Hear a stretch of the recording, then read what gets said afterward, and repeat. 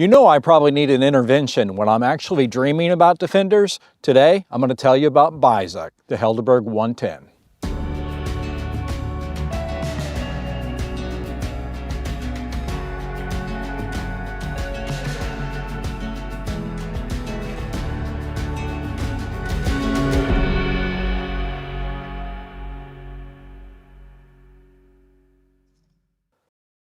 Hi, I'm Paul with Helderburg, and today we're going to talk about Bizek, the D110. So, honest truth here. I had a dream about building something that was a little different than the norm. And what I mean by different than the norm, normally what you see us build is a 110 with a roll cage and could have lights, and of course it's lifted like this one.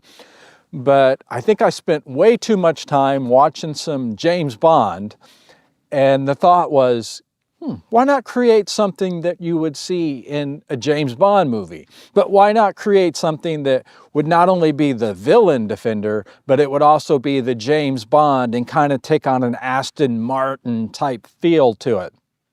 Well, I think that's what I've done, but you can be the judge. So this build is a very interesting color. It's a beautiful color, and it's going to be hard for me to really show you what it is on photos or in video. This is definitely a color you need to see in person. However, that's what everyone says when they see a Helderburg in person. They're like, oh wow, the pictures in the video just don't do it justice. But we try our hardest to make sure we do. This color is an Arctic gray. The reason it's an Arctic gray is because, yeah, it's gray, but it's blue. It's an interesting color. It's a non-metallic color, but depending on the light, it can take on a little more of the blue hue, or it can take the gray.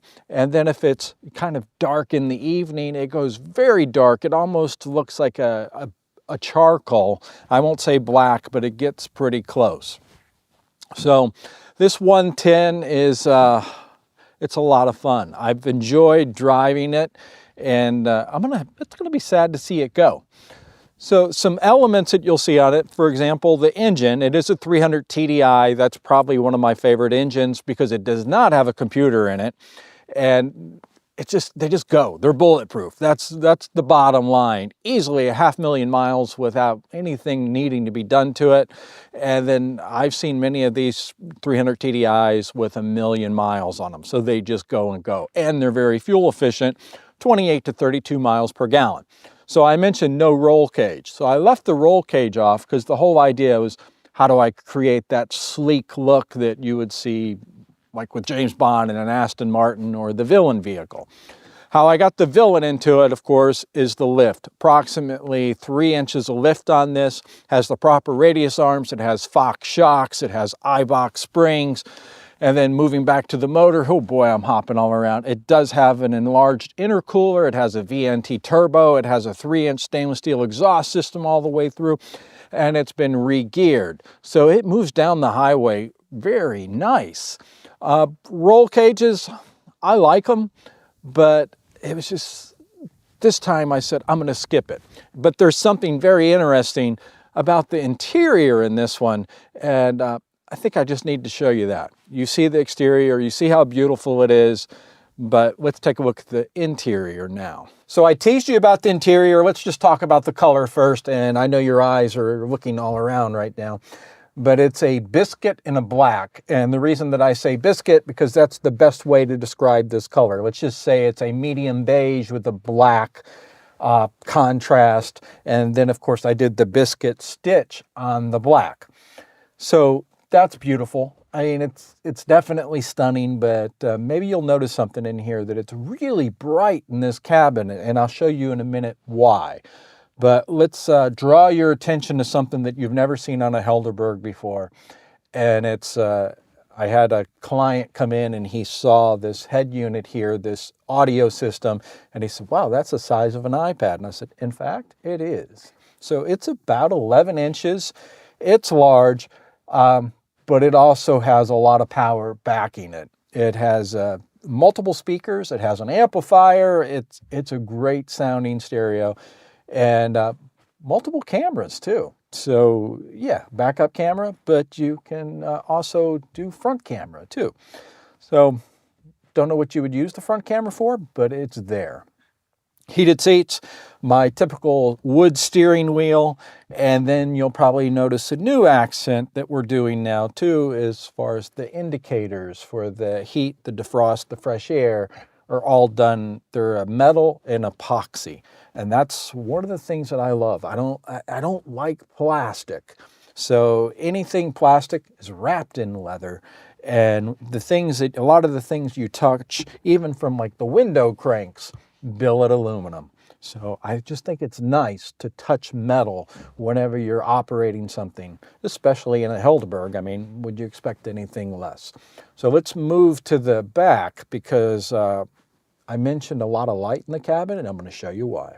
So on the rear of a Helderburg, you always notice the rear corner brackets that are the galvanized metal.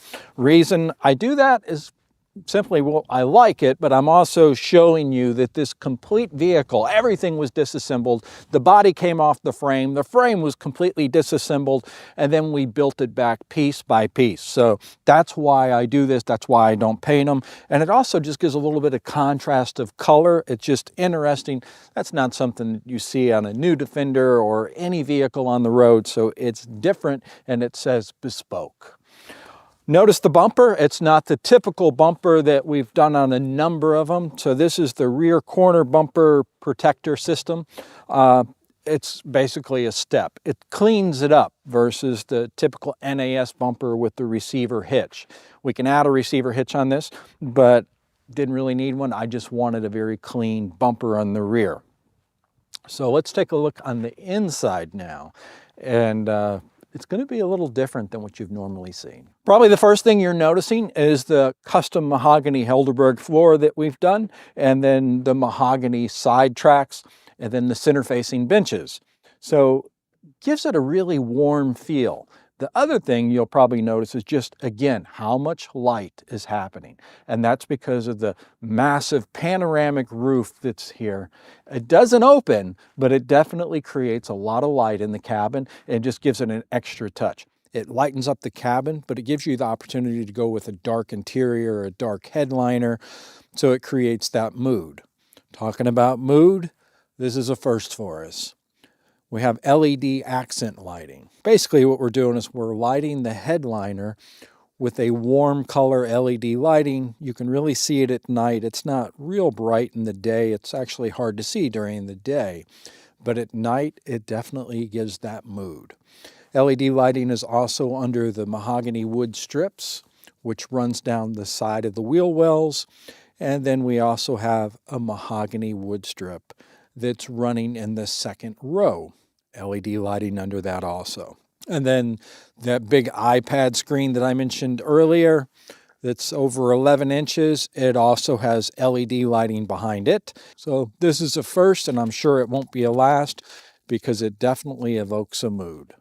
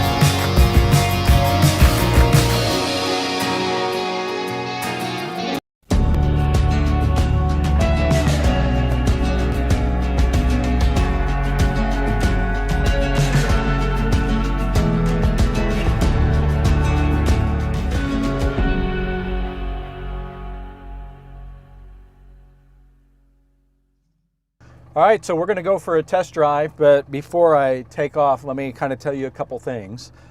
First of all, this Defender D110 is black.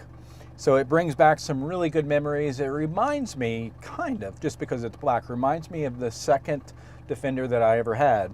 The second one I ever had was black, beluga black, which this one is beluga black too. However, this one is much, much nicer. Interior, as you can see, is a saddle color, which is stunning, beautiful. My original one didn't have interior like this at all. It was actually, my original had gray vinyl, versus this is 100% cowhide throughout, everything.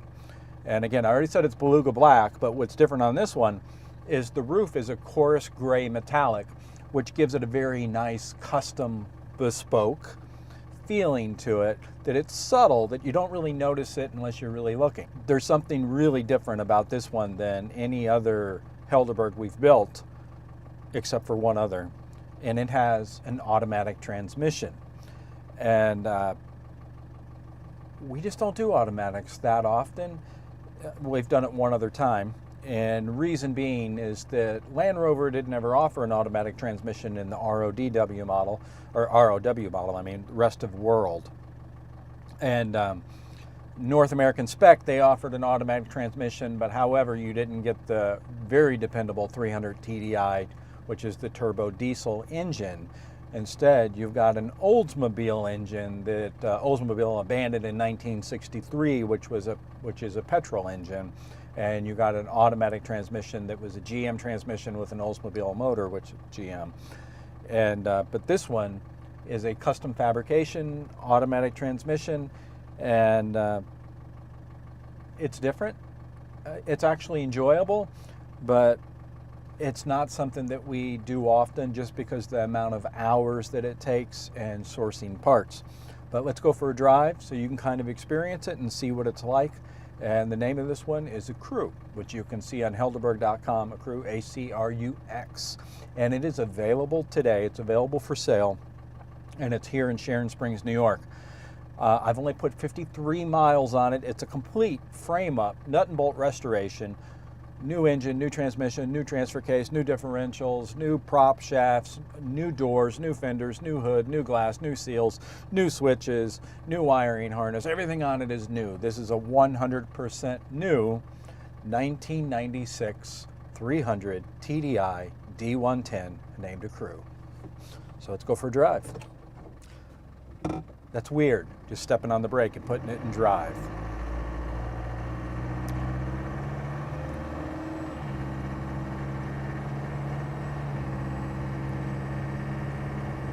It's a little weird for me. I feel like I need to be stepping on a clutch here any time, and I don't.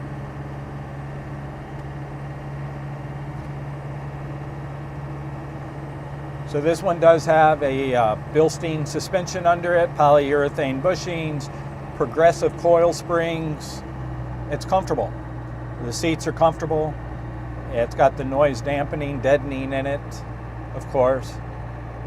It's got all the stainless steel that we do, or I should say billet aluminum that's in a stainless steel color.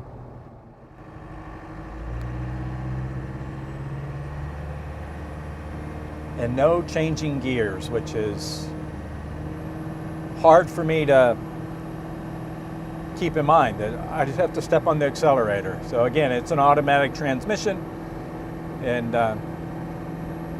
it's definitely different. So if you don't know how to drive a standard 5-speed manual transmission, then this would be the ideal Defender for you.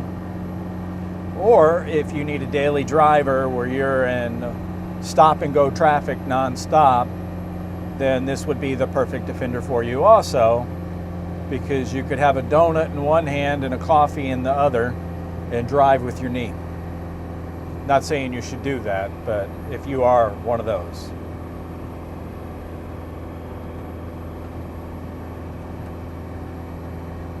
Climbing a really steep hill, no problem.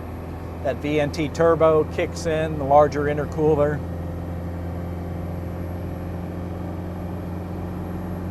And it's hard to imagine that we're here in October now, in the autumn, that everything is still green. Some of the trees are changing, and some are already dropping leaves.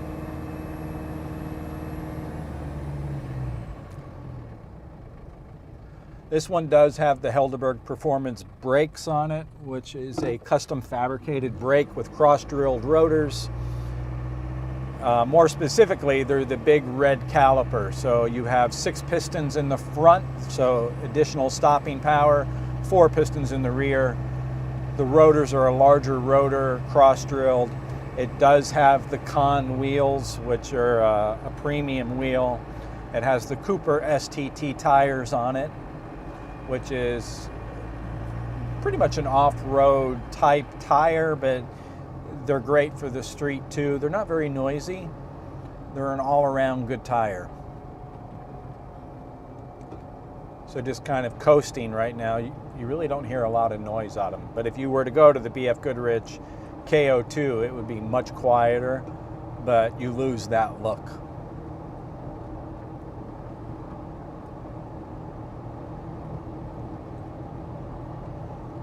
So this one does have the Italian Alcantara suede headliner. It's in an Alston black. And then, as I said, on the seats, as you can see, they are a saddle color. In the rear, I did 2 seats in the rear in the second row with a center cubby. It is a stadium type seating, meaning that your passengers in the second row sit up higher, so they're able to see over the driver and passenger seat, see through the windshield. It's much nicer of an experience for your passenger. It does have the center-facing benches in the rear for 4 additional passengers. So this has seating for 8. And as I said, it's got new doors, the new style doors, all new glass, new seals, new fenders, new hood. It has our heritage style Helderburg headlight surrounds, which are billet aluminum. It has the unique bumper that I really like a lot.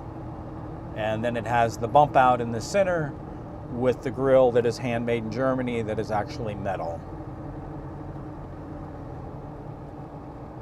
So nice driving Defender for sure, but of course it would be. It's a Helderburg.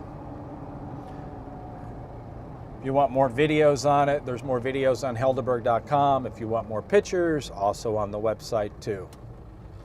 And this one's available, so if you want an automatic transmission, D110, then this would be the one. I wouldn't wait because we don't have any more in the build queue. It just takes way too many hours and to do the automatic transmission and do it right. So the beauty of the 300 TDI, which is again turbo diesel, is you don't have tune-ups, you don't have spark plugs, you don't have, you know, a distributor, you don't have those type of things. So all you have to do is change the oil every 3,000 miles and then change your fuel filter every other oil change, drive it and enjoy it. That's all there is to it. Highly dependable, bulletproof, and people are always amazed when I tell them that you could expect to get anywhere from 28 to 32 miles per gallon in a turbo diesel in a 300 TDI. Very fuel efficient, so it's a great vehicle for a road trip, great vehicle for daily driving, and if someone doesn't buy it quickly, I think I will be taking it on a road trip. Just have to decide if it will be all the way to Nova Scotia or if I will just go to Maine. Maine, where we go normally, is about a 12-hour drive, so it's quite the distance. And then Nova Scotia is quite a bit farther, because depending if we want to take the ferry or if we want to go up and around. But both beautiful areas, middle of nowhere, no billboards, no gas stations. Well, Nova Scotia, there's gas stations, depending on where you go, but the part of Maine where we go, it's definitely very rural, and it's a great place to camp.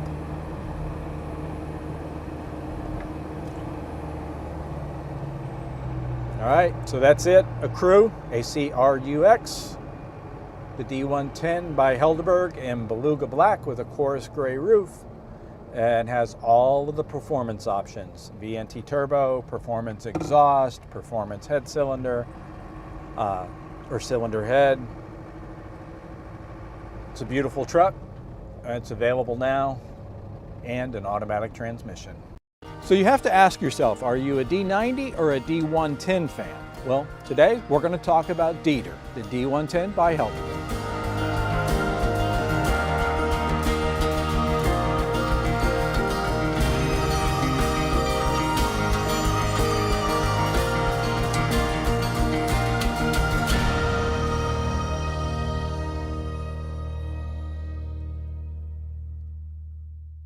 Hi, I'm Paul Potratz with Helderburg, and today we're going to take a look at Dieter, the D110. If you haven't already seen the video, go to helderburg.com, see the video, or go to YouTube and search for it because the video is done extremely well. It seems like everybody loves this Defender. Well, I'll tell you this, I posted a picture of Dieter and it was nothing fabulous. It was just a pretty simple picture of Dieter in the fog, and that picture's been up for about 3 weeks now, and it's had over 700,000 reactions. So I would say that makes this a pretty popular Defender. So let's start with the color. Let's just talk about the color first. And again, anytime I talk about the colors, the vast majority of a Helderburg Defender has a custom mixed color. We don't generally use Land Rover colors, and I'm not saying that Land Rover colors are bad, but they're common.